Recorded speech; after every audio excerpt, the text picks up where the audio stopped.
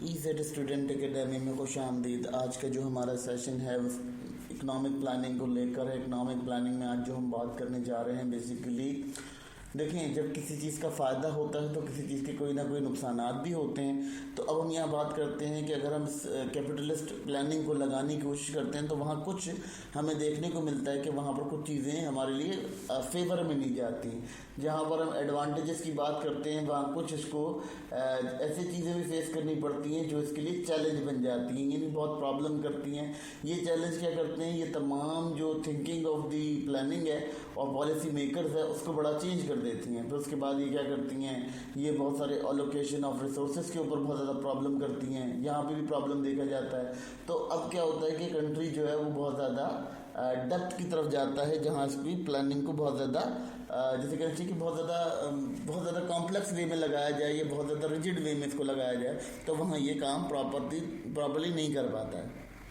अब यहाँ सबसे पहला मसला क्या आता है जी, पॉलिटिकल इन्फ्लुएंस और करप्शन। ये दो बड़े मसले होते हैं जब इस प्लानिंग को लगाया जाता है। अब क्या होता है, जो पॉलिसी मेकर्स होते हैं वो ज़्यादातर पावरफुल लोग होते हैं, जो पावर और ताकत वाले लोग होते हैं। वो अपनी मर्जी से जो है कॉर्पोरेट पॉलिसीज़ बना लेते हैं, वो अपनी कॉर्पोरेट पॉलिसीज़ को अपनी तरीके से डील कर लेते हैं। फिर उसके बाद ये होता है कि कुछ सियासी मफादात देखे जाते हैं, उन सियासी मफादात के अकॉर्डिंग पॉलिसी को घुमा दिया जाता है। तो ये भी एक बड़ा देखा जाता है कि एक फ्ला आ जाता है, बहुत ज़्यादा कसूर समझा जाता है इसको। ठीक है, फिर अगर बात करते हैं, बहुत सारे ऐसे होते हैं कि रेगुलेटरी कैप्चर हो जाता है। कहीं कहीं से ऐसा होता है कि जो रेगुलेटरी उसूल बना दिए गए होते हैं उन असूलों के ऊपर कोई ना कोई उसको कहना चाहिए कि साइड बाय साइड उसको तबाह करने की कोशिश की जा रही होती है। तो ये भी एक बड़ा प्रॉब्लम बनता है, जिसकी वजह से क्या होता है कि जो कंपटीशन होता है वो फेयर नहीं रह पाता, उसके अंदर बहुत ज़्यादा कंपटीशन की जो फ़िज़ा है वो तबाह हो जाती है। फिर उसके बाद वही है कि डिस्ट्रक्टिव वे में काम करने लगते हैं। तो ये तमाम चीज़ें मिलकर आपको जो है वो एक पॉलिटिकल और करप्शन का जो एरा है वो दिखाती है। ये बड़ा प्रॉब्लम बनता है इस प्लानिंग को प्लान करने में।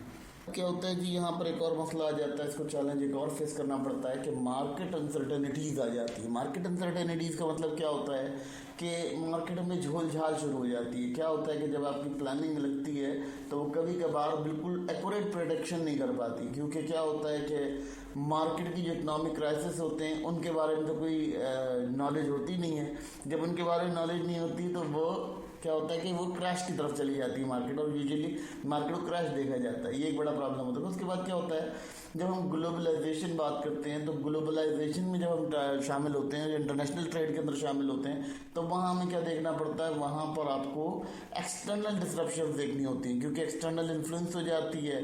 किसी को रिसोर्सेज ज़्यादा चाहिए, किसी की डिमांड ज़्यादा है, वो आपकी रिसोर्सेज को बहुत ज़्यादा अपनी तरफ कोप अप करने लगता है, खींचने लगता है, जिसकी वजह से आपको देखना पड़ता है कि आपका यहाँ पे एक अजीब सी फिजा कायम हो जाती है और वो आपकी मार्केट को बेसिकली फेलियर की तरफ मूव कर देती है। अब यहाँ क्या होता है, जैसे मैंने आपको बताया कि मल्टीपल ऑर्डर्स के ऊपर मूव कर रहा होता है या मल्टीपल मैकेनिज्म्स के ऊपर मूव कर रहा होता है। तो अब यहाँ क्या होता है, यहाँ रेगुलेशन ओवर रेगुलेशन का भी एक पोजीशन का बन जाती है और फ्री मार्केट की पोजीशन बन जाती है, जिसकी वजह से भी देखा जाता है कि एक चैलेंज क्रिएट हो जाता है इसके लिए।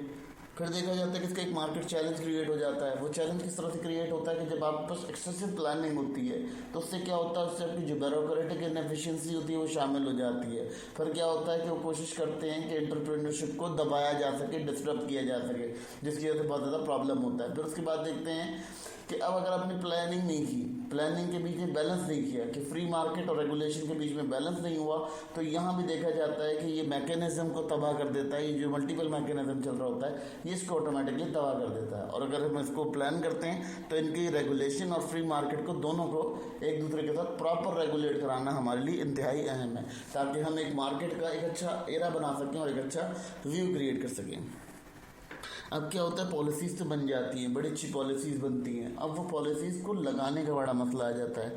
वो पॉलिसीज़ लगाई कैसे जाएं, उन पॉलिसीज़ का रिटर्न कैसे हासिल किया जाए, उन पॉलिसीज़ को किस तरह से अपने मुल्क में लागू किया जाए या किस तरह से उनकी जो है वो सिचुएशंस को बिल्ड किया जाए, ये बड़ा प्रॉब्लम आ जाता है। फिर उसमें क्या होता है, उसमें एक अजीब सा सिस्टम ये बन जाता है कि आपकी जो रिसोर्सेज होती हैं वो अक्सर औक़ात ज़ाया हो जाती हैं। आपका जो एफिशिएंसी होती है कभी कभार वो भी देखा जाता है कि ज़ाया हो जाती है जब इम्प्लीमेंटेशन नहीं हो पाता जो आपने पॉलिसीज़ बनाई होती हैं उनका।